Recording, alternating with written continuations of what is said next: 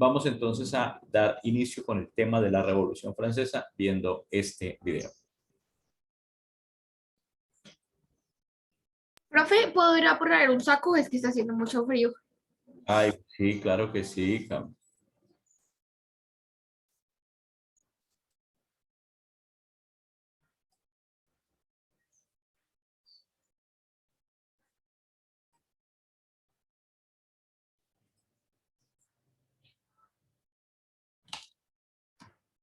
¿Listo?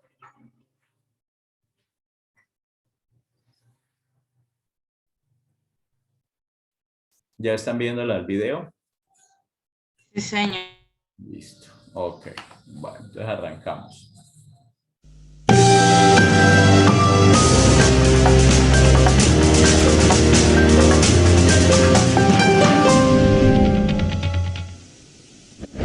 La Revolución Francesa. 1794. Prisión de Francis Conciergerie. Una fortaleza impenetrable a orillas del río Sena en París. Un lugar frío, húmedo e infestado de ratas, conocido como la antecámara de la muerte. En su interior, la voz de una joven nación está a punto de ser acallada. Con el pelo rapado y el cuello desnudo, Maximilien Robespierre está preparado para la cuchilla de la guillotina, para pagar el precio del desastre que dejó a su paso. La explosión de acontecimientos que constituyeron la Revolución Francesa. La Revolución Francesa es un momento extraordinario en el que la gente empieza a creer que puede rehacer casi toda la sociedad. No solo pueden cambiar la política, las instituciones, sino que a través de la acción política pueden cambiar también la propia naturaleza humana. La Revolución Francesa realmente constituye una encrucijada para el mundo moderno, porque todo empieza a tomar una dirección diferente. Nacida en plena era de la Ilustración, la Revolución fue testigo de cómo la tierra feudal le daba la espalda a la tradición aristócrata y trazaba un nuevo camino para el futuro. Hará temblar los cimientos de Europa y su impacto afectará al mundo entero. La Revolución Francesa es el acontecimiento más importante de la historia occidental. Hay avances como la Revolución Industrial, el capitalismo, pero en lo que se refiere a acontecimientos no se me ocurre ninguno más importante. Fue la revolución que más alteró las cosas, si consideramos que se deshizo de la Iglesia Católica, de la cristiandad, de la nobleza, del rey, de todo aquello que es tan fundamental antes del nacimiento del mundo moderno. La Revolución Francesa dará de comer a los pobres, traerá la democracia a Francia y establecerá un nuevo orden en la sociedad. Pero el progreso tendrá un precio. Fue un momento de una extraordinaria esperanza y ambición, y de repente se convirtió en la tragedia más espantosa. Ahora Robespierre está destrozado y derrotado. Pero hace solo 2 días se alzaba como el triunfador de la revolución más grande y sangrienta de toda Europa. Era tan fiel a sus ideales que le llamaban el incorruptible. Era tan poderoso que con la más mínima palabra podía sembrar el miedo en toda la ciudad. Robespierre era un excelente orador. Las palabras eran sus armas. Ahora, silenciadas por un disparo en la mandíbula, espera a que le llegue la misma muerte, rápida y brutal, que él impuso a muchos otros. La Revolución Francesa está a punto de probar su propia medicina.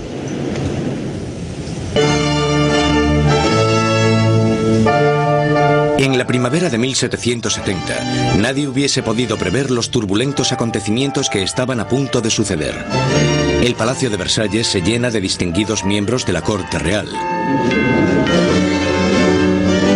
Acabado en 1682, Versalles fue la obra maestra del rey Luis XIV. Para poner cierta distancia entre él y sus súbditos, Luis XIV se trasladó fuera de la capital de Francia, a un pequeño pueblo a 19 kilómetros al este de París, donde ordenó la construcción del palacio más grandioso de toda Europa. Durante casi 100 años ha sido la residencia de la hasta ahora inquebrantable monarquía de la nación.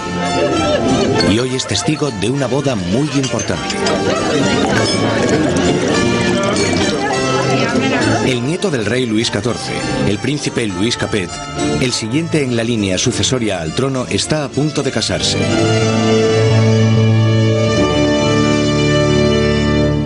En su noche de bodas, con tan solo 15 años, Louis Capet es un chico tímido e indeciso y posee pocas de las características propias de un futuro rey, y mucho menos de un marido.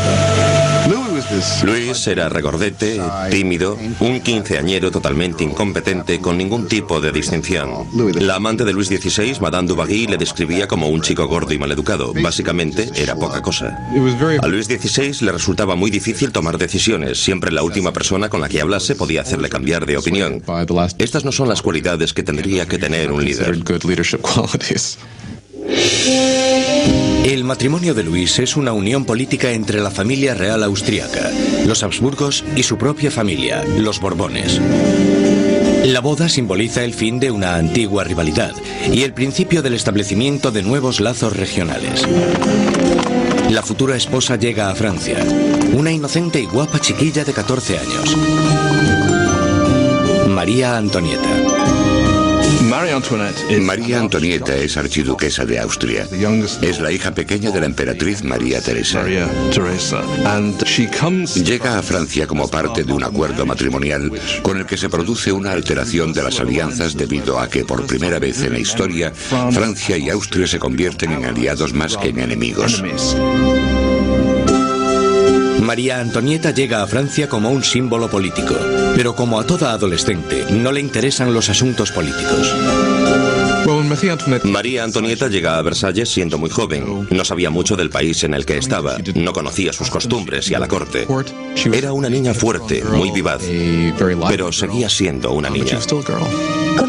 Cuando María Antonieta llega a Versalles, es solo una adolescente de 14 años, rubia con los ojos azules. Es guapa. Le gusta que la gente la considere atractiva y llega con la intención de conquistar a su marido y a su nueva familia.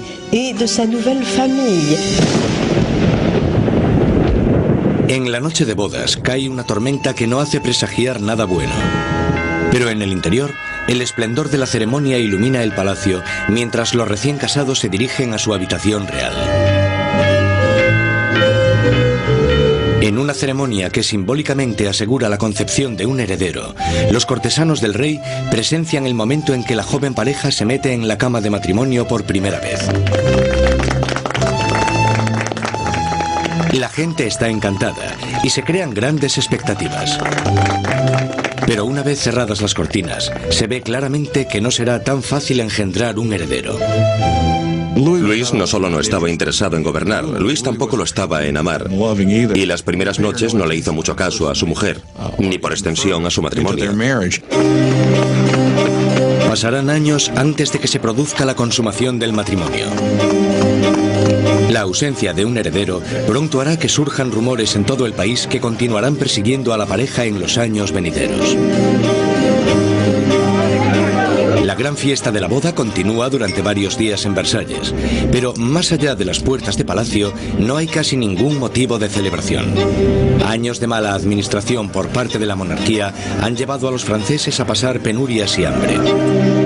Casi una década antes, el rey Luis XV había perdido una guerra de 7 años, luchando contra Inglaterra por América del Norte.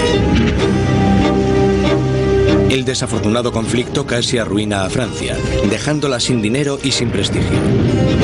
Las arcas del Estado estaban casi vacías. Sin embargo, su población aumentaba día tras día. Con enfermedades como la peste totalmente erradicadas, pocos morían, pero muchos pasaban hambre. En el siglo XVIII la población de Francia aumentó de 20 a 26 millones tras haber crecido solo 1 millón en los 2 siglos anteriores. Esto causó una gran tensión generalizada y un nerviosismo en la gente. 4 años después de la boda real, el abuelo del príncipe Luis pierde su última batalla, contra la viruela. Muere Luis XV, un rey derrotado e impopular, dejando atrás a un país al borde del caos. En una espléndida ceremonia, el joven príncipe Luis hereda el trono y es coronado como Luis XVI. A pesar de la grandeza de su coronación, Luis XVI es totalmente consciente de que no está en absoluto preparado para ejercer de rey. Cuando muere el abuelo de Luis XVI y queda claro quién heredará el trono, él les dice que no sabe qué tiene que hacer, que se siente como si el mundo se le hubiese caído encima. A pesar de haber tenido una educación enfocada a su futuro reinado, no se siente preparado. Con un reino en crisis, Luis XVI es el peor hombre para estar al mando. El rey de 20 años reza: protege, Señor, a aquellos que reinan demasiado jóvenes. Bueno, como han ido viendo hasta el momento, esos son todos los antecedentes que hay en la Revolución Francesa. Un matrimonio guiado por intenciones políticas, una situación caótica, un gobierno alejado de la realidad, porque se había incluso salido de París con su famoso rey Luis XIV, que construyó Versalles, un gran palacio, y un personaje, Luis XVI, que como bien lo dice en el video, era la peor persona para el peor momento de la historia, ¿no? Era no la persona más adecuada. Y eso continuamente en la historia se repite esta situación. Personajes no tan adecuados para circunstancias de verdad decisivas. Algo que incluso se está viendo en los países latinoamericanos, ¿no? Personajes como Maduro en Venezuela, Colombia con nuestro presidente, Daniel Ortega en Nicaragua, Cristina Fernández en Argentina, Bolsonaro en Brasil, sí. Personas que no están a la altura, Trump en Estados Unidos, no están a la altura de las circunstancias por la misma gravedad de las mismas. Y eso va a repercutir en todo lo que va a pasar en Francia a partir de las malas decisiones, a partir de la desidia por gobernar, porque él no lo quería, como ahí lo mismo lo ven, él quería pasarla bueno, pero no quería gobernar. Y la importancia que empiezan a tener las decisiones de un personaje o las malas decisiones para el caso de este personaje. Vamos a continuar leyendo. Instalados en los aposentos reales de Versalles, Luis XVI y María Antonieta empiezan su nueva vida como jóvenes monarcas. Aunque solo a 19 kilómetros en París, está surgiendo una nueva era. Una era que entra en colisión directa con la monarquía en sí. Es la peligrosa nueva era de las ideas, la era de la Ilustración.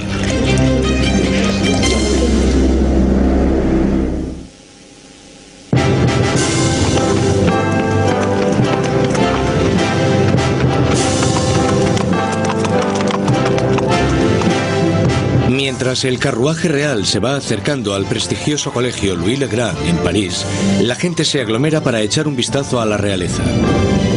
Es el momento de darle la bienvenida a París al nuevo rey, Luis XVI, y a su joven esposa.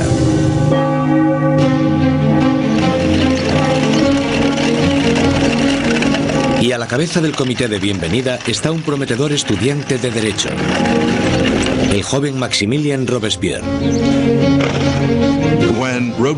Cuando Robespierre era niño, el rey visitó su colegio y Robespierre le leyó un discurso en latín. Así que, en realidad, habló con Luis XVI cuando él era solo un adolescente. Cuando Robespierre recita su monólogo en latín, el rey casi ni se fija en el niño. Pero años después, sus destinos les unirán otra vez en circunstancias muy diferentes, mucho más dramáticas. Fue uno de estos rituales habituales en los colegios, y por supuesto es totalmente irónico porque allí estaba el joven Robespierre leyendo este discurso en honor al hombre que más tarde matará.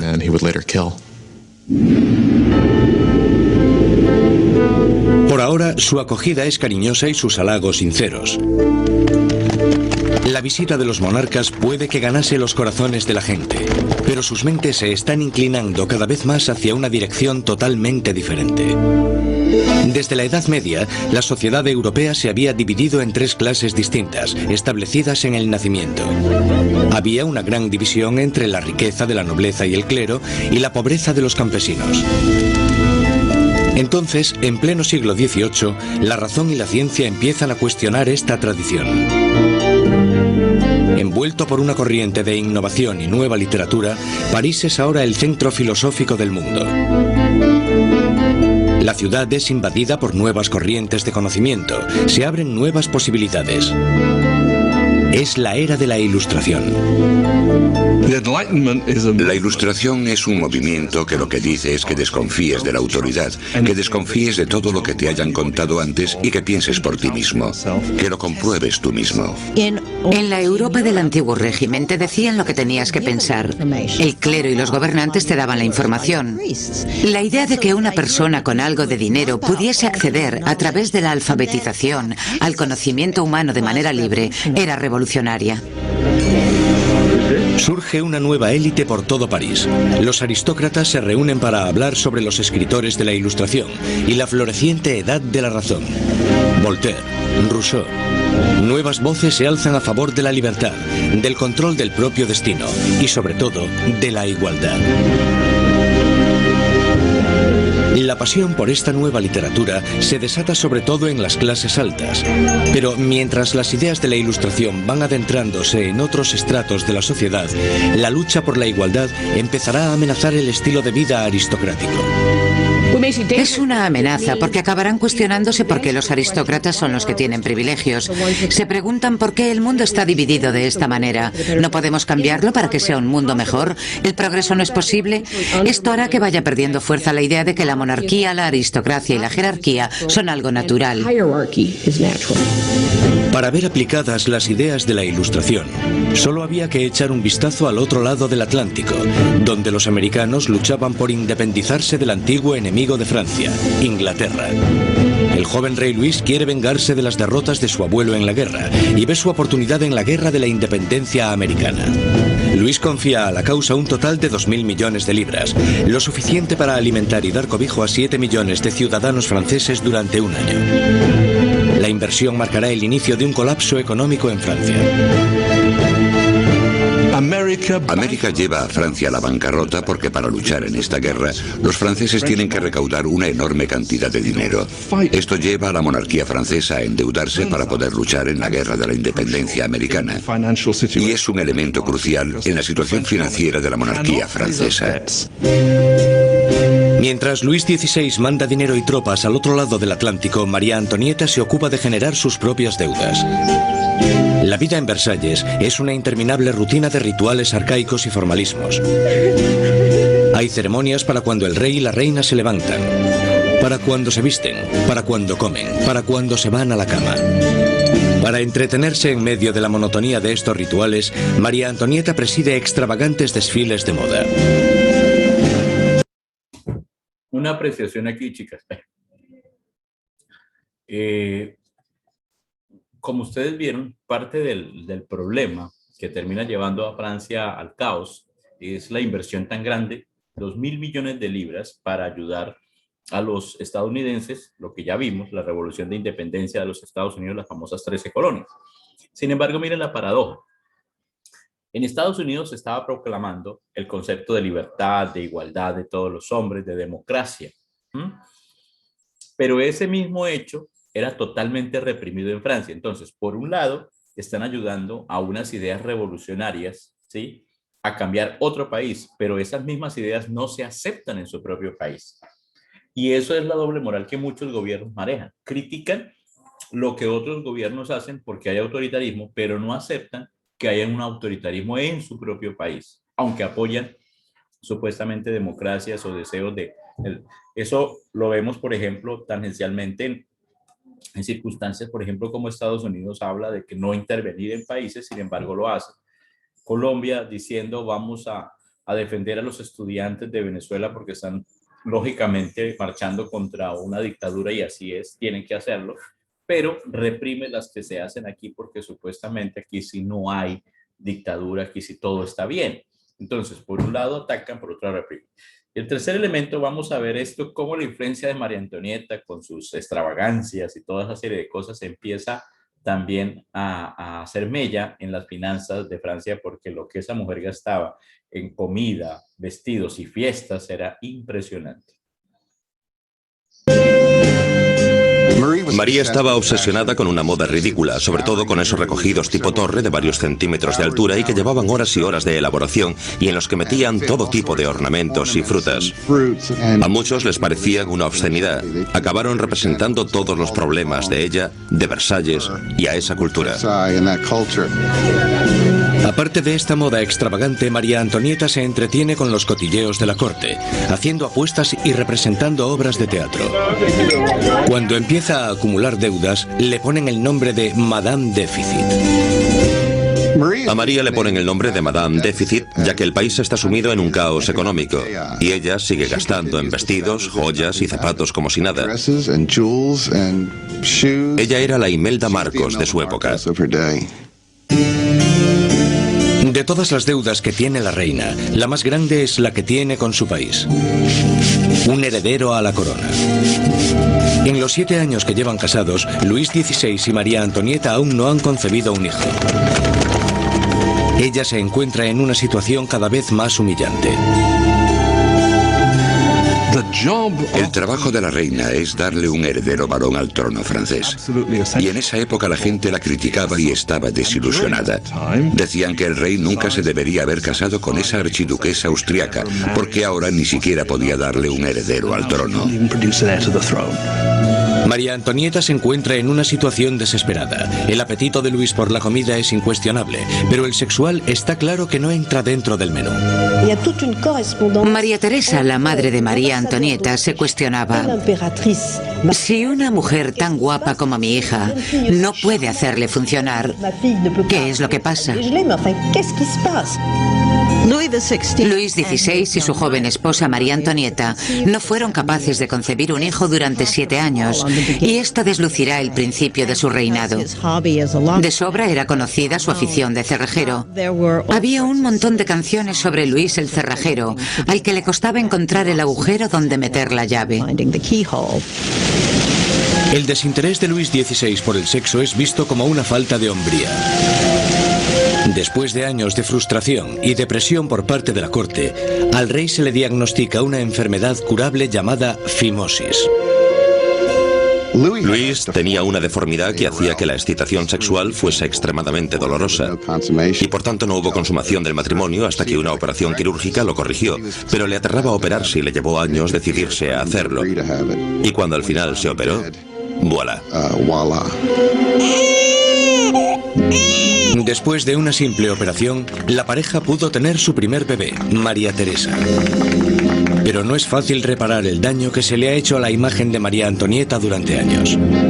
Desde principios de 1780, las calumnias habían circulado por todo el país. Sátiras pornográficas del rey y de la reina, folletos obscenos que se reían de la impotencia de Luis XVI y retrataban a la reina como una ramera promiscua en una corte pervertida y decadente.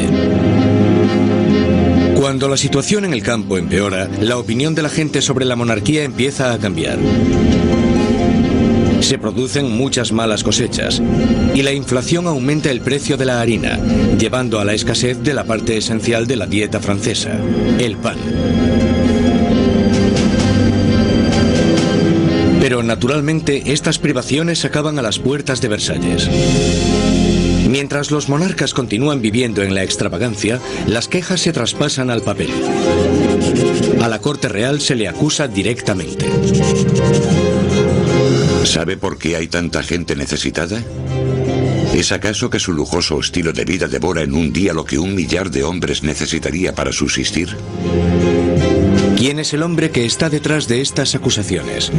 El mismo joven que solo unos años antes felicitó al rey y a la reina por su coronación. Maximilien Robespierre. La gente pronto tendrá un portavoz que pedirá la libertad y la igualdad por la revolución.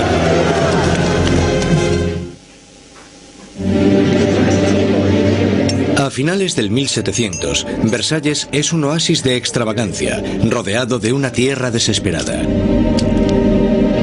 Y con un rey inseguro al mando, Francia está trazándose su camino al desastre. Después de 19 años de matrimonio, Luis tenía 4 hijos. Aún así, como rey sigue siendo impotente. En un intento por demostrar su liderazgo, Luis se mete a hacer reformas financieras. pero su equivocada manera de manejar las finanzas carga a los pobres con muchos impuestos, mientras la nobleza no paga casi nada. Con la economía por los suelos y la gente cada vez más inquieta, parece que incluso Dios está enfadado. Muy bien, como no sé si han ido observando cada uno de los puntos, todo lo peor que pudiera ocurrir está pasando, ¿no? Un hombre incapaz, unas malas decisiones económicas, las supuestas reformas en vez de mejorar empeoran porque exalta más el pueblo, gente que ya no es tan ignorante, que sabe leer, han llegado las ideas de la revolución industrial, de la ilustración, una mujer que totalmente no está acorde a las circunstancias y consecuente con las mismas, de ahorrar y demás.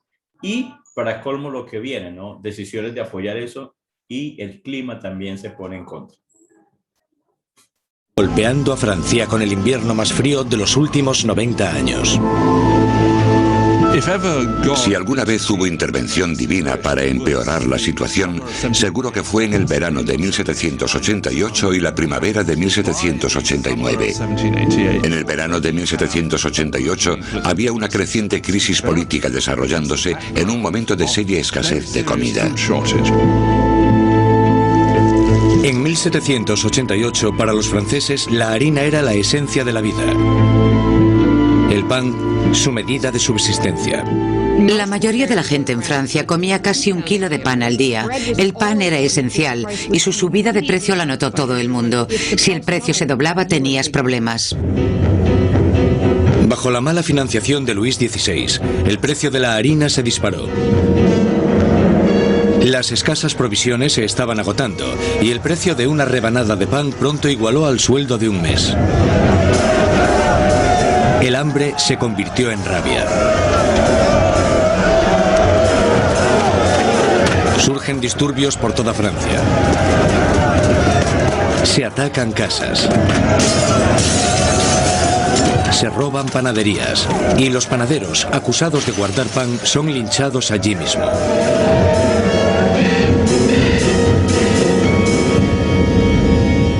Con la economía destrozada, los bancos fuerzan a Luis XVI a contratar a un ministro de Economía, Jacques Necker. Necker, un pensador progresista, es popular entre la gente de una manera que Luis XVI solo puede envidiar. Durante la primavera del 89, Jacques Necker fue, sin lugar a dudas, el ministro más popular, porque saltó a la luz pública por sus escritos sobre el deber del gobierno de asegurarse de que haya pan y grano suficiente para todos. Con la nación en crisis fiscal, Necker insta a Luis XVI a convocar una reunión con el tradicional cuerpo representativo del reino, los Estados Generales. Es la primera vez en 175 años que se reúne a estos representantes. Políticamente, Francia estaba organizada en los llamados 3 estados. El primero era el del clero, el segundo el de la nobleza y el tercero el de todos los demás. Y según los cálculos contemporáneos, los primeros 2 estados los formaban el 3% de la población y el tercer estado el 97%. Mucha gente pensaba que era muy injusto que este tercer estado, que era la mayoría de la población, tuviese solo 1/3 de los diputados. Consideraban injusto que el Parlamento tuviese 3 cámaras y que las 2 cámaras, la de la nobleza y la del clero, pudieran siempre anular la votación de la plebe. 4 de mayo de 1789. Un destacado joven abogado y político llega a Versalles. Maximilien Robespierre viene a presentarse ante los Estados Generales como diputado, para ser la voz que pida justicia para la gente que él representa, el tercer estado. Robespierre era un huérfano provinciano que había destacado académicamente con la obtención de una prestigiosa beca, convirtiéndose en un orador elocuente. Un mojigato en apariencia, pero con las ideas muy claras. Cuando volvió a su casa, al pequeño pueblo de Arras, las ideas de la Ilustración que había absorbido en los salones de París tuvieron a un poderoso defensor porque se convirtió en el abogado de los oprimidos de su pueblo natal. Cuando volvió a Arras y empezó a ejercer de abogado, leyó mucho sobre la Ilustración, y cuando Robespierre ejerció de abogado en Arras, intentó utilizar esas ideas en los casos que él estaba defendiendo. Robespierre y sus compañeros pedían que la nobleza y el clero pagasen sus impuestos. Pero Luis XVI se siente cada vez más amenazado por el creciente radicalismo del Tercer Estado. Entonces, el 20 de junio, después de 6 semanas de estancamiento, los diputados se dan cuenta de que están siendo silenciados. El 20 de junio, cuando los diputados llegan a la reunión y encuentran las puertas cerradas, sospechan de un complot. Van a la sala, que era lo que nosotros llamamos la sala de juego de pelota, pero que en realidad era un frontón. Se reúnen y juran que no dejarán de reunirse hasta que tengan una nueva constitución. Los diputados deciden constituirse en una nueva Asamblea Nacional y ser los verdaderos representantes del pueblo de Francia. El juramento del juego de pelota es uno de estos grandes y simbólicos momentos de la historia de la Revolución Francesa. Tienes a todas estas personas reunidas en este gran espacio abierto que es la sala de juego, levantando sus brazos en una especie de saludo casi romano, y para esta Asamblea Nacional fue el momento en el que se dan cuenta de su poder y dignidad, y realmente vieron que podían derrocar al rey de Francia. La Asamblea Nacional nace de un revolucionario estado de rebeldía. Será una comunión de voces procedentes de todo el país, un cuerpo parlamentario representando la voluntad de la gente. Pero arrebatarle el poder al rey no será tan fácil como firmar una simple proclamación. Todas estas victorias iniciales que tuvieron lugar en Versalles son la mayoría victorias sobre el papel y ninguna se había llevado a cabo. Cuanto más nos vamos acercando a julio de 1789, más miedo tienen los diputados de Versalles de que el rey esté reuniendo al ejército para derrocarles. A principios de julio, 30.000 soldados toman posiciones en los alrededores de París. Para defenderse, la gente forma una nueva Guardia Nacional. Los revolucionarios asaltan las armerías de París y se van con más de 28.000 mosquetes. Lo único que les falta es la pólvora, y la gente sabe dónde encontrarla.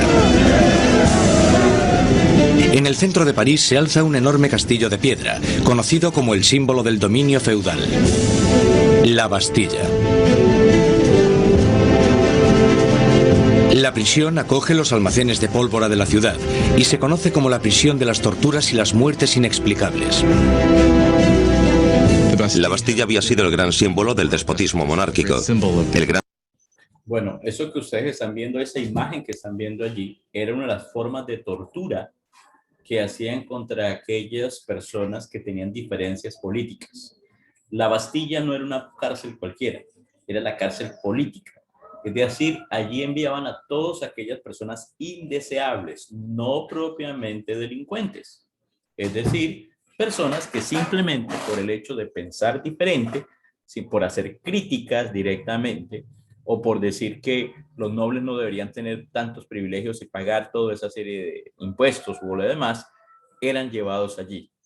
Entonces, era un símbolo de, además de restricción, de atropello contra los derechos que hoy día tenemos, también era una fortaleza militar de la cual se podían obtener muchas cosas, por eso la gente está allí. Entonces, todo lo que ustedes en este momento están viendo todavía no hemos entrado en lo que es la revolución, todos los elementos previos que se dieron al inicio de este momento.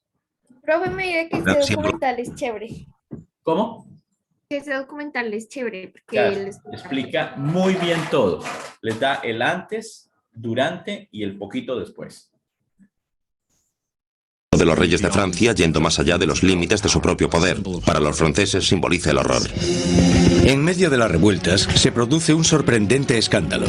Luis XVI despide a su ministro de Economía, el apreciado Jacques Necker, por portarse demasiado bien con el pueblo. Horas después de despedir a Necker, llega a París la noticia de que han despedido a su hombre preferido de la corte. No queda más opción que la sublevación. El 14 de julio, multitud de gente se reúne identificándose entre sí con un pequeño emblema. Rojo y azul son los colores de París, separados por el blanco, el color de la Casa de los Borbones. El tricolor ha nacido.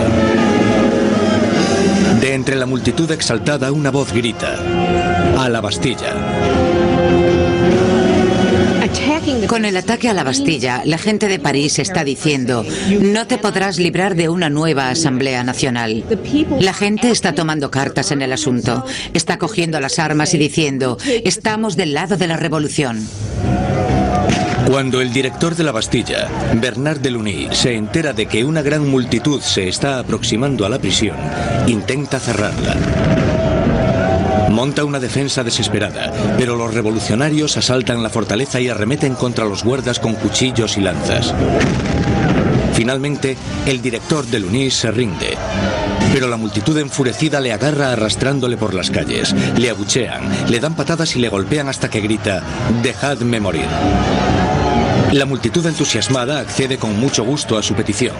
Le apuñalan, le disparan y nace una revolucionaria tradición. Su cabeza decapitada desfila por las calles clavada en una lanza. Los diputados de la Asamblea Nacional no condenan inmediatamente este acto de violencia. De hecho, lo aceptan. Y fue esta aceptación de la violencia política lo que, bajo el punto de vista de algunas personas, creó una forma de conducta que tendrá consecuencias catastróficas para el desarrollo de la revolución. Con el humo aún levantándose de la Bastilla, Luis XVI vuelve de su viaje de caza. Debajo de la fecha del 14 de julio de 1879 escribe: «Nada», refiriéndose a su desafortunada caza. Un asesor le interrumpe con las noticias de los disturbios y la caída de la Bastilla. Luis XVI le pregunta: «¿Es una revuelta?». «No, señor», responde. «Es una revolución». Muy bien, vamos a dejar hasta acá. ¿Sí? Miren cómo lo dicen, ¿no? ¿Qué era la preocupación de Luis XVI en el momento que no había casado? O sea, viendo la situación, acaba de cometer el error de quitar a su ministro, que era, digamos, la persona que estaba tratando de medianamente arreglar las cosas. Y él preocupado por ir a casar. Cuando la pregunta, la famosa frase, ¿no? ¿Es esto una revuelta? Dijo: no, es una revolución. Es decir, las cosas ya no volverán a ser de ahí en adelante nunca más iguales en Francia. Y lo que para muchos se convirtió en un elemento problema, ¿sí? Todo en la historia va a depender del momento, ¿sí? Lo que para muchos fueron vándalos tratados en ese momento, luego se convirtieron en héroes para la historia.